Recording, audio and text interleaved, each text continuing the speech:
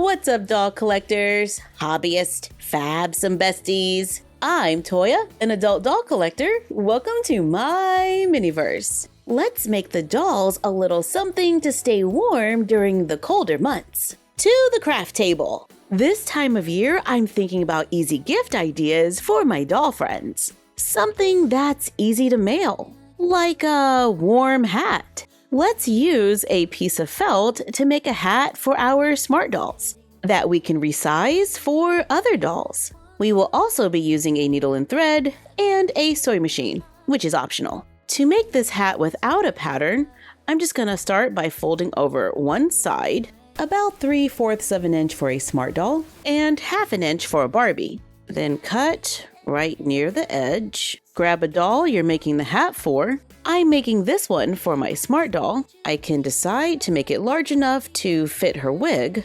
or we can measure the band to her head without the wig. I'm making mine to go over her ears without a wig. So I pinch the fabric, giving myself a little seam allowance, and trim off the excess. Match up those ends, unfold the fabric on both sides, thread a needle. I double my thread and knot the other end. Go through the felt, pull the needle, then go back through, then run the needle through the end of the thread before the knot and pull to lock the stitch. Then go back and forth through the felt in a straight line with small stitches. When we get to the end, we can tie and knot the thread. Trim off the excess thread and flip our fabric to make a little tube.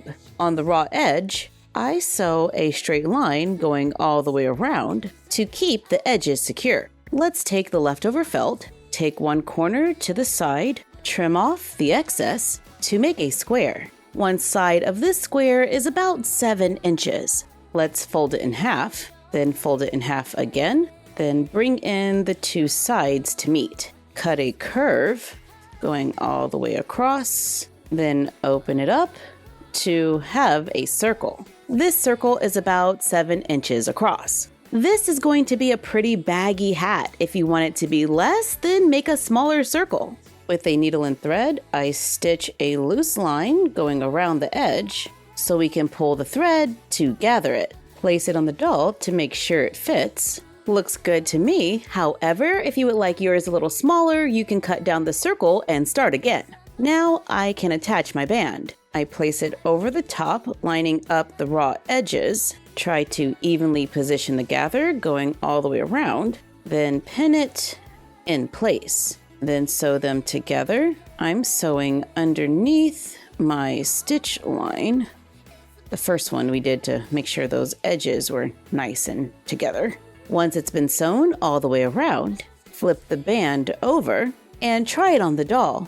I like to test often in case I need to make adjustments. We still have a little felt, so I'm going to fold it over and trim it, giving me a rectangle that's about 4 3/4 by 4 1/2. Now let's refold it in half, so it is 4 1/2 across and a little over 2 1/4 wide. Let's fold it again. Cut a curved shape. Then on the folded corner, let's cut another curve to try to fit the roundness of the doll's forehead. Cut to open the end so we have 2 pieces. Using a needle and thread or a sewing machine, sew along the outer edge, then flip it inside out. I ironed it on a temp for synthetic fabrics. Take the hat and flip the band back onto the outside. Take the new curved piece, match up the edges, and sew them together. Then flip it over and straighten it out to make an easy apple hat or Newsboy cap.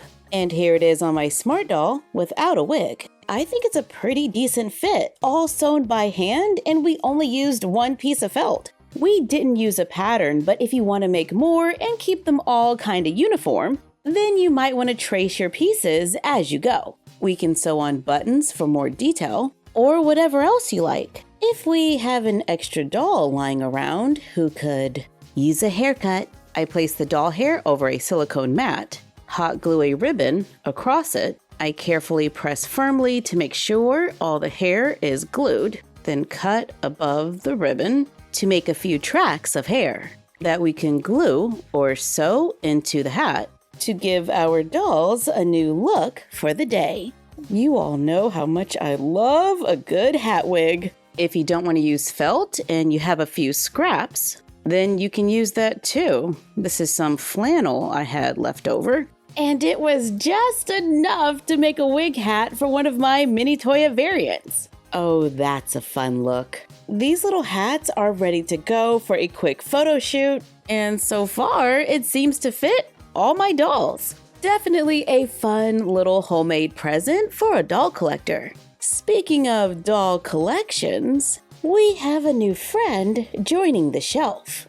This is Courage in the skin tone T. She is semi-real, cause I do love the semi-real smart dolls. And she has the pear body type. This is my second pear smart doll, and I already have a nice size wardrobe, which I'm pretty happy about. But she does come with the dark gray sports top with an orange band and a pair of matching undies. Her eyes have a light gray on the bottom. She has rosy cheeks, a pink lip color. I was reading on the Smart Dolls website that Courage's vitiligo is hand painted with stencils. So small variations might exist with different dolls, which I think is kind of cool, because to me that means each one is a little unique.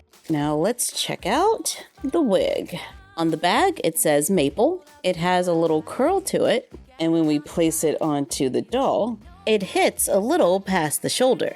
She has some nice layers in the back, has a telescopic stand that fits into the doll's back to create a little tripod to help this 24-inch doll to stand, and it's pretty easy to hide. With our doll, we also get a care guide with a few tips for do's and don'ts. In addition, I got the yukata in pink and yellow for the pear body type. This is a traditional Japanese summer garment, originally designed to be loungewear, but today in Japan it is frequently worn to seasonal festivals as a way to connect with tradition and stay cool and comfortable. All of this is on the Smart Doll website, along with instructions on how to wear it. I'm at the part where I need to wrap the OB belt neatly around the waist and tie it in the back. Very happy for the instructions, and I love when the dolls teach me something new.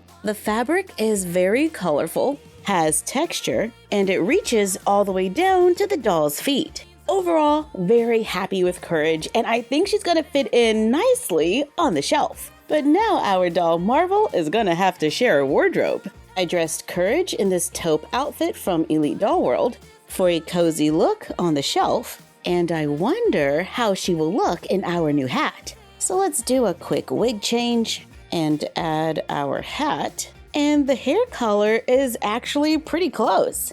I think she's cute. Totally looks like she's taking a hike through the woods. Thank you for joining us while we made new hats and wig hats and checked out a new smart doll by Danny Chu. Like, comment, share, and subscribe. Don't forget to ring the bell and follow us on Instagram and YouTube at MyFroggyStuff and Bella of MyFroggyStuff on Instagram.